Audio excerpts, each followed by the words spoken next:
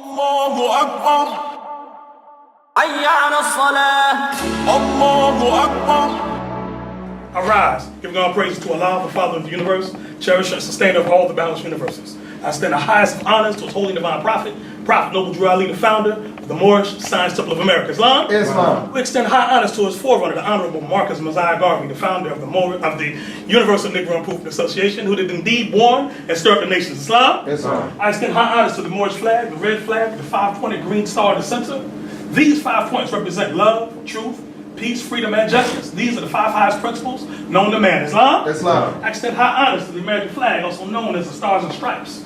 This flag exists as a constant reminder that the European nations owe you, the Moors, compound interest. Islam? Islam. Extending honors to the Noble Sheik staff and Noble Vanguard staff who keep the peace, and giving honors to you, the ills and baits, for without you there is no Moorish movement. Islam? Islam. Extending high honors to my noble brother, the Grand Sheik Charles Brown-El, Islam. for breathing those holy degrees for the Prophet Noble Drew Ali. Islam? Islam. Okay, right.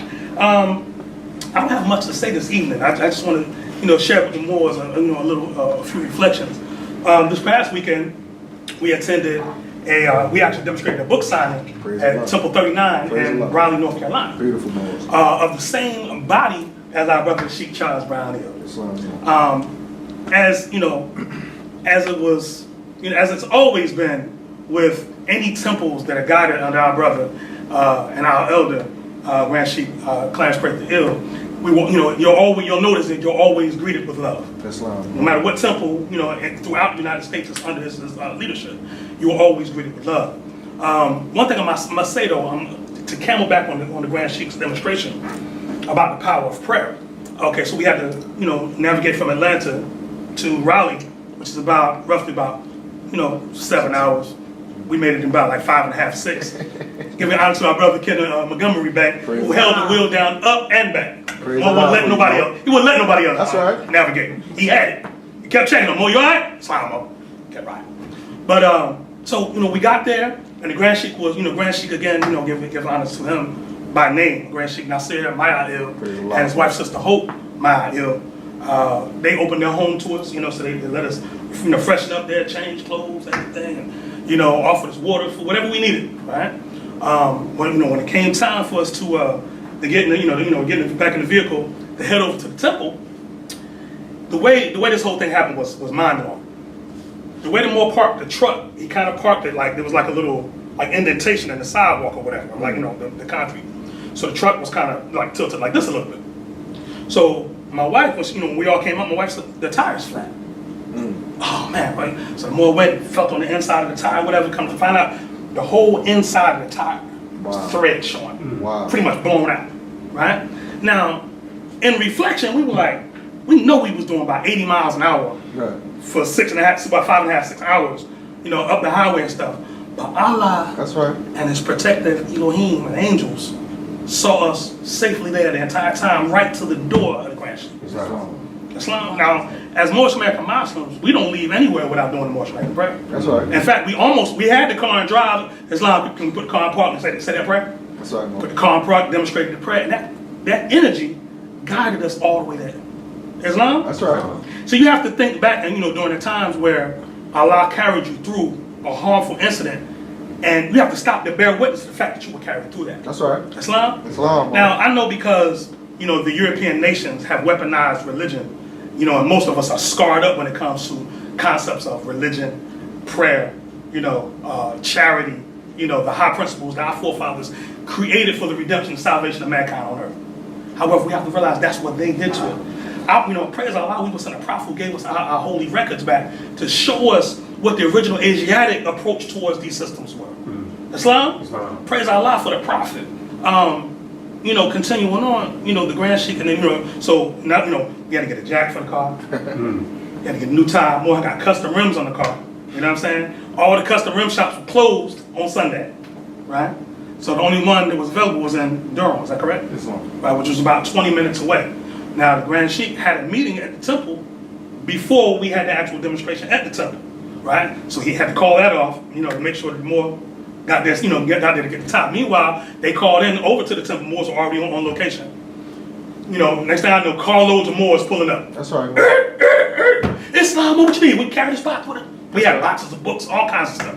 And I'm just looking and seeing chapter 25. That's right, Mo.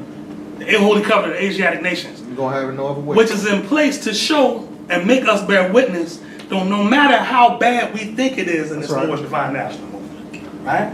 All of our Qurans read the same way. That's right. All of our questionnaires read the same way, right? Which means we're under the same laws and principles. That's right. Right? So when it really boils down to it, we can be there for one another. That's right. Right? You better in be. time, no doubt, because we all we got. That's right. And then when I look at it and see it in action, it was just, I was speechless.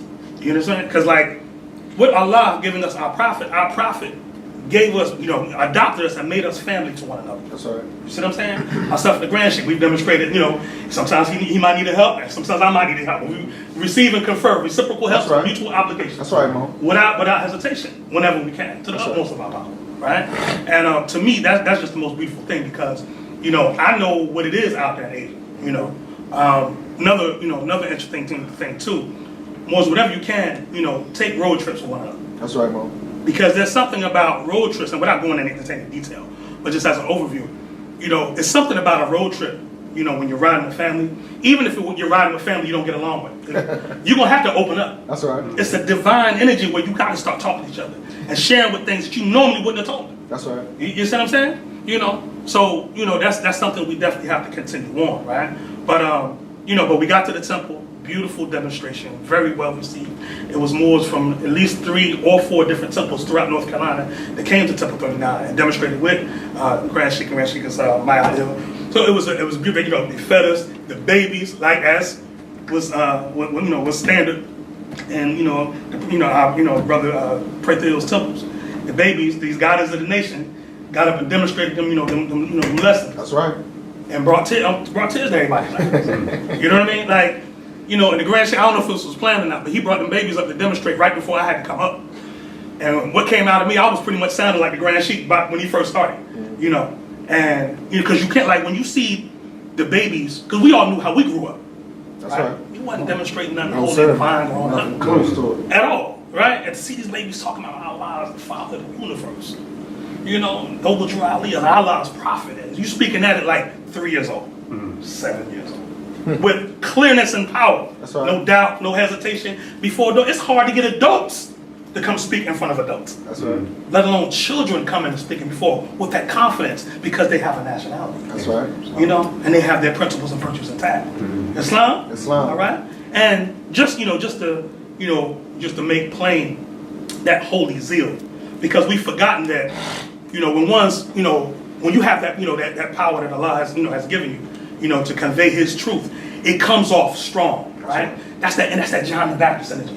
If you know anything about John the Baptist, he wasn't like a mild mannered demonstrator, right? The prophet gives us, if you go to chapter 14 in our Quran, the ministry of John the Harbinger, you can be able to see how our brother, the Honorable Marcus Josiah Garvey demonstrated. And I think Sheik Charles Brown-Hill just channeled him a few minutes ago. Praise Allah, right? But it says, John the Harbinger returns to Hebron, lives as a hermit in the wilds, visits Jerusalem, and speaks to the people. Here, Islam when you're there. Islam. All right, praise Allah. Instruction 1. It says, it came to pass when John, the son of Zacharias, and Elizabeth had finished all his studies in the Egyptian schools, he returned to Hebron, where he abode for certain days. And then he sought the wilderness and made his home in David's cave, where many years before he was instructed by the Egyptian sages. Many people called him the hermit of Engedi. That's right. And others said he is a wild man of the hills. He clothed himself with skins of the beasts. His food was carrots, honey, nuts, and fruits. When John was 30 years of age, he went into Jerusalem, and in the marketplaces, he sat in silence 7 days. The common people and the priests and the scribes and the Pharisees came out in multitudes to see the hermit of the hills, but none were bold enough to ask him who he was. But when his silent past was done, he stood forth in the midst of all and said, Behold, the king has come. The prophets told of him. The wise men have long looked for him. Prepare, O Israel, prepare to meet your king. That's right. And that was all he said, and then he disappeared. And no one knew where he had gone. And there was a great unrest through all Jerusalem. The rulers heard the story of the hermit of the hills. And they sent couriers forth to talk with him that they might know about the coming king. But they could find him not. And after certain days, he came into the marketplace, and all the city came to hear him speak. He said, "Be not disturbed, you rulers of the state. The coming king is no antagonist. He seeks no place on earthly throne. The eyes of men shall see it, and none can enter but the pure in heart. Prepare, O Israel, prepare to meet your king." Again, the hermit disappeared. The people strove to follow him, but he drew a veil about his form, and men could see him not. Jewish feast day came. Jerusalem was filled with the Jews and proselytes from every part of Palestine. And John stood in the temple court and said, "Prepare, O Israel, prepare to meet your king." So you had lived in sin. The poor cry in your streets, and you regard them not. Your neighbors, who are they? You have defrauded friends and foes alike. You worship Allah with voice and lip. Your hearts are far away and set on gold. That's the demonstration that the Grand Sheik just demonstrated right there. We so caught on the hustle and bustle of getting money, right? And trying to get material gain, we've forgotten Allah. Wow. It says, your priests have bound upon the people burdens far too great to bear. They live in ease upon the hard-earned wages of the poor. Did you hear about the fight that broke out in Detroit at the church? Yeah. When the pastor asked for $1,000 from each member, a fight broke out, a literal fist fight in the church. Because the pastor drives a Rolls Royce. He lives in a mansion. But this is Detroit, one of the poorest cities in the country. A physical fight broke out in the church. Islam? Your lawyers, doctors, scribes are useless cumberers of the ground. They are but tumors on the body of the state. They toil not, neither do they spin. Yet they consume the profits of your mart and of trade. Your rulers are adulterers, extortioners, and thieves, regarding not the rights of man. And robbers ply their calling in the sacred hills. The holy temple you have sold to thieves. Their dens are in the sacred places, set apart for prayer. Hear, you people of Jerusalem. Reform. Turn your evil ways, or Allah will turn from you. And heathen from afar will come, and what is left of all your honor and your fame will pass in one short hour. We call that Negro black color. Prepare, Jerusalem, prepare to meet your king. He said no more. He left the court, and no one saw him go. The priests, the doctors, and the scribes were all enraged. They sought for John, intent to do him harm, but they found him not. Surely Allah speaks the truth to his holy divine prophet Noble Drive, Islam. So Moors, truth changes not. And though that was demonstrated 2,000 years ago, we find that to be more true now than ever. That's right. Islam, these ones that put themselves forth as our leaders are the ones that are actually these useless cumberers of the ground that the Prophet John talked about. Islam? Islam. Right? So the Prophet Noble Drive has put in place an institution and groomed his Grand Sheiks and his Grand Sheikesses to guide the people according to universal law. That's right. Islam? All right? And we are to be in conjunction with that law, whatever law that comes down. And I don't think that the law that the Grand Sheik put down on the floor just now, I don't think that that's a burden on the Moors. Perform the Moorish American prayer 3 times a day. Islam. See, the Orthodox Muslims think they have to pray 5 times a day for salvation. Right. And praise Allah, if you prayed 1,000 times a day, it wouldn't be enough for Allah's mercy. That's right. Islam? Islam. All right? But, we're just here, as your brothers and sisters to remind you, to call you back to your forefathers' ways. Islam? Islam. I like to draw from the humanity pamphlet. Prophet Noble Drive. It's proud because the Grand Sheik demonstrated about the convention. Many of the writings that are in the humanity pamphlet, the laws came down from the convention, Islam Grand Sheik.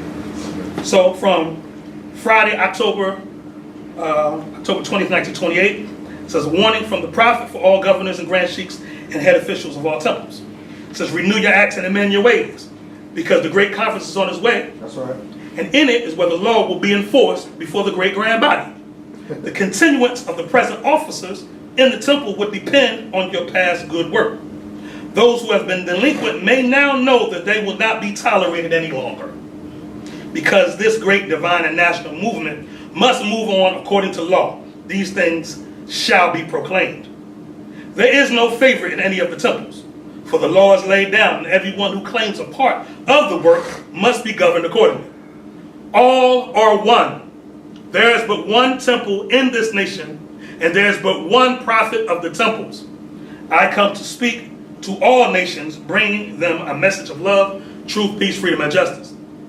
In the head of every temple, if anyone has violated these divine laws, it will mean his discontinuance. For no man is to be under the influence of intoxicating liquors, nor to seek to tear up families while under the influence of any evil motive.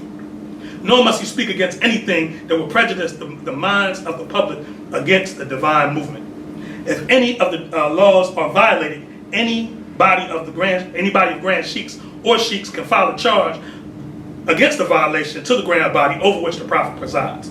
The power is vested in 7 or more sheiks for the protection of your temple and the divine movement. Prophet Noble Drew Ali, the founder of the Moorish Science Temple of America. Islam? Islam. Did your spirit pick up the tone that the prophet was speaking in? Islam. Was he speaking in a tone that this was a joke and unreal? No, sir. Did he speak in a tone where this was something optional for you to do if you claimed a part of the work? No. No. If you claim to be Moorish American, you must be about that life. Islam? And most aren't. Right? So we have to do our best to clean up the temples. Right? Whoever's within your sphere of influence. Remember, we're brothers and sisters to each other. Islam? Islam. So if you see your brother or sister slacking, pull his coattail. That's Pull right. her coattail. Please. I'm alright. Islam, I haven't seen you at the temple. Islam, is all well? Do you need to aid and assist with anything? Don't take that on by yourself. We're here for each other. Islam? Because we don't know what each other is going through in our lives. That's right, Mo. Right? So while we sit from afar and judge, right? Oh, they ain't been at the temple. Have you sat down with the person? Have you visited them at their home? Do you have a relationship with them that you can visit them? Right? Prophet John said, who are your neighbors? How many people really have a good relationship with their neighbors? I mean, the person lives in the house right next door. Not many. Moorish Americans should. Moorish Americans should, definitely. First of all, Moorish Americans should live around one another. That's right. Right? If something jumped off, how long would it take for you to get to your brother or sister? Right? If your response time is more than 10 minutes, you have to depend on the Romans to help you figure out, to help you, in that situation. Islam? Islam. That's called sin and disobedience. And for that, every nation has suffered slavery. Islam or? Islam. Right? So it's high time that we take and put these principles that we know and we espouse into action. And if we're not, we're just useless cumberers of the ground. Islam? Islam. That's my measure for tonight. I'm not going to burden the Moors. Islam? Islam, Mo. And with that, I'll lower the meeting.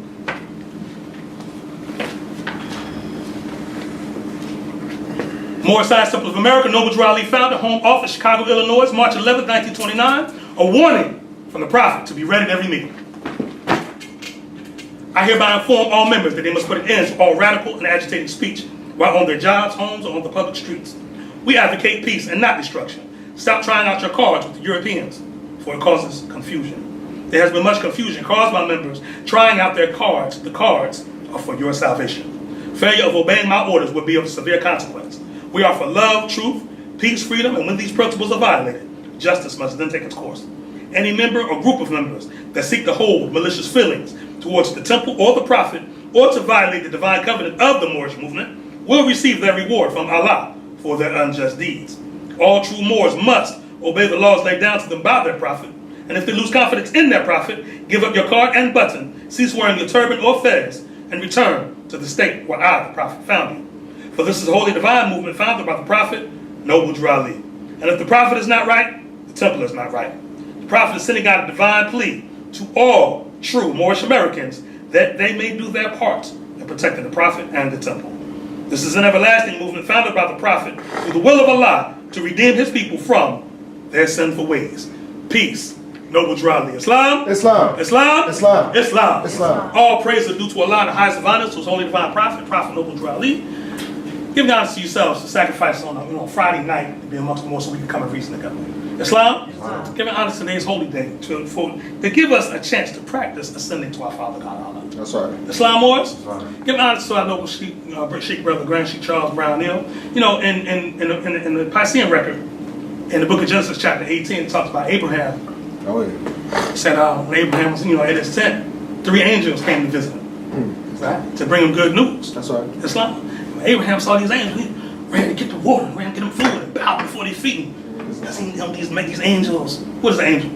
Angels manifested in human flesh. Manifested in what kind of flesh? Human flesh. Human flesh. This ain't no spook. That's right. This ain't no, the blonde-haired, blue-eyed baby with wings and a heart.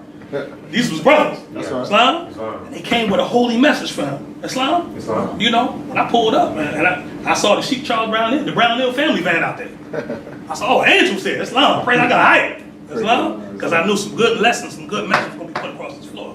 Islam? Islam. And we keep our doors open for our family from different temples. Well, we have to remember, this is not a local movement, this is a national movement. That's right. We should be welcoming each other's temples to come demonstrate our particular portion of understanding what Allah has given to us. Islam? Islam. So praise Allah for that, boys. And again, not wanting to burden you all, but let you know we're still about our Father's work. And we're gonna get back on the road in January. We got some things lined up. So, praise Allah, we want a caravan. Islam, we only took one vehicle this time, but the presidential motorcade, like 15 car. That's how we're supposed to be about the Prophet's work on the highways. That's how we used to do it. Islam. Allahu Akbar. Allahu Akbar. Hayya ala salah. Allahu Akbar. Allahu Akbar.